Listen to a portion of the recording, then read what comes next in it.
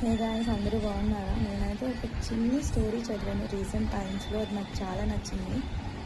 అదేంటంటే, ఇప్పుడు ఒక జింక పరిగెడుతూ ఉంటుంది. అది చాలా స్పీడ్గా పరిగెడుతుంది. సో కాబట్టి దాని అంత స్పీడ్గా అయితే ఏ యానిమల్ పరిగెత్తదు అసలు యాక్చువల్లీ. సో కాబట్టి ఎప్పుడు కూడా లయన్ దాని వెనకాల పరిగెత్తేటప్పుడు జింక ఓడిపోయి దొరికిపోతుంది. ఇంకా లయన్ ఎప్పుడు విన్ అవుతుంది. వై? బికాస్ లయన్ ఎప్పుడు అంత స్పీడ్గా పరిగెడుతుంది, బట్ కాన్ఫిడెంట్గా పరిగెడుతుంది. జింక భయంతో పరిగెడుతుంది. సో ఏదైనా పని చేసేటప్పుడు మనం కాన్ఫిడెంట్గా చేస్తే ఆ పని సక్సెస్ అవుతుంది.